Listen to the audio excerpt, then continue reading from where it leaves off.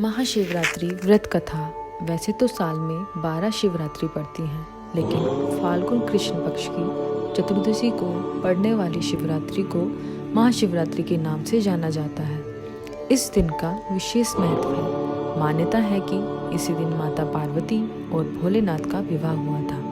यही वजह है कि सनातन धर्म में इस दिन का खास महत्व है। अगर आप इस व्रत को रखते हैं या नहीं रखते, केवल इस कथा को सुनने से ही पुण्य के भागी बन जाते हैं। महाशिवरात्रि व्रत कथा महात्म्य। एक बार पार्वती जी ने भगवान शिव शंकर से पूछा, ऐसा कौन सा श्रेष्ठ तथा सरल व्रत पूजन है जिससे मृत्यु लोक के प्राणी आपकी कृपा सहज ही प्राप्त कर सकते हैं। उत्तर में शिवजी ने पार्वती को शिवरात्रि के व्रत का विधान बताकर यह कथा सुनाई। एक बार चित्रभानु नामक एक शिकारी था। पशुओं की हत्या करके वह अपने कुटुंब को पालता था। वह एक साहूकार का ऋणी था, लेकिन उसका ऋण समय पर न चुक सका। क्रोधित साहूकार ने शिकारी को शिव मठ में बंदी बना लिया। संयोग से उस दिन शिवरात्रि थी। शिव कथा में लीन शिकारी ध्यानमग्न होकर शिव संबंधी धार्मिक बातें सुनता रहा। चतुर्दशी को उसने शिवरात्रि व्रत की कथा भी सुनाई। संध्या होते ही साहूकार ने उसे अपने पास बुलाया और ऋण चुकाने के विषय में बात की।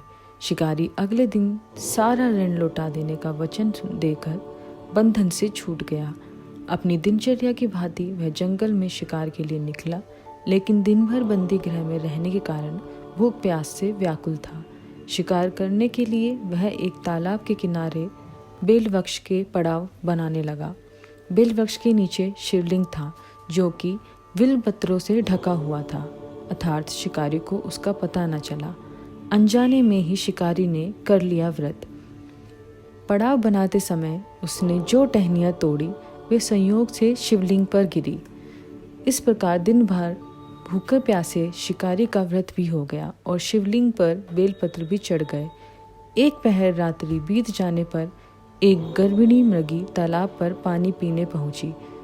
शिकारी ने धनुष पर तीर चढ़ाकर जो ही प्रतिज्ञा खींची, मृगी बोली, मैं गर्भिणी हूँ, शीघ्र ही प्रसव करूँगी। तुम एक साथ 2 जीवों की हत्या करोगे, जो ठीक नहीं है।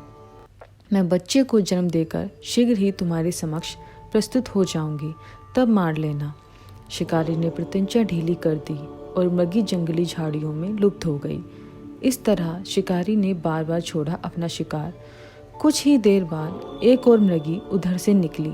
शिकारी की प्रसन्नता का ठिकाना न रहा। समीप आने पर उसने धनुष पर बाण चढ़ाया।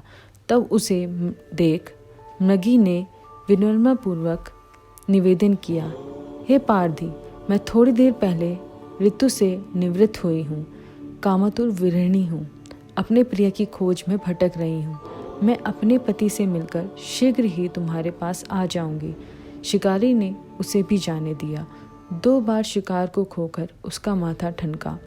वह चिंता में पड़ गया। रात्रि का आखिरी पहर बीत रहा था। तभी एक अन्य मृगी अपने बच्चों के साथ उधर से निकली। शिकारी के लिए यह स्वर्णिम अवसर था। उसने धनुष पर तीर चढ़ाने से देर न लगाई।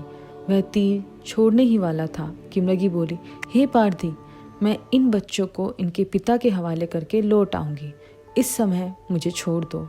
इस पर शिकारी हंसा और बोला, सामने आए शिकार को छोड़ दूं? मैं ऐसा मूर्ख नहीं। इससे पहले मैं 2 बार अपना शिकार खो चुका हूँ।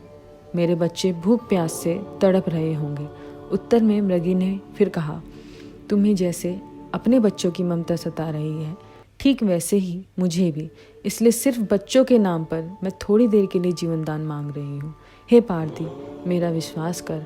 मैं इन्हें इनके पिता के पास छोड़कर तुरंत लौटने की प्रतिज्ञा करती हूँ। मृगी की तकलीफ सुनकर शिकारी को आई दया। मृगी का दीन स्वर सुनकर शिकारी को उस पर दया आ गई। उसने उस मृगी को भी जाने दिया। शिकार के अभाव में बेल वृक्ष पर बैठा शिकारी बेलपत्र तोड़ तोड़ कर नीचे फेंकता जा रहा था। वो पटने को हुई तो एक हष्ट-पुष्ट मृग उसी रास्ते पर आया। शिकारी ने सोच लिया कि इसका शिकार वह अवश्य करेगा। शिकारी की तनी प्रत्यंचा देखकर मृग विनीत स्वर में बोला, हे पारधी भाई, यदि तुमने मुझसे पूर्व आने वाली 3 मृगियों तथा छोटे छोटे बच्चों को मार डाला है तो मुझे भी मारने में विलंब ना करो, ताकि मुझे उनके वियोग में एक क्षण भी दुख न सहना पड़े। मैं उन मृगियों का पति हूँ। यदि तुमने उन्हें जीवन दान दिया है तो मुझे भी कुछ क्षण का जीवन देने की कृपा करो। मैं उनसे मिलकर तुम्हारे सामने उपस्थित होऊंगा। इस तरह शिकारी का मन हुआ निर्मल। मृग की बात सुनते ही शिकारी के सामने पूरी रात का घटना चक्र घूम गया। उसने सारी कथा मृग को सुना दी। तब मृग ने कहा, मेरी तीनों पत्नियों जिस प्रकार प्रतिज्ञाबद्ध होकर गई हैं, मेरी मृत्यु से उनके धर्म का पालन नहीं कर पाएंगी।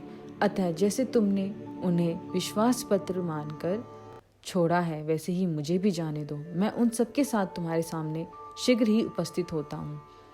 उपवास, रात्रि जागरण तथा शिवलिंग पर बेलपत्र चढ़ने से शिकारी का हिंसक हृदय निर्मल हो गया।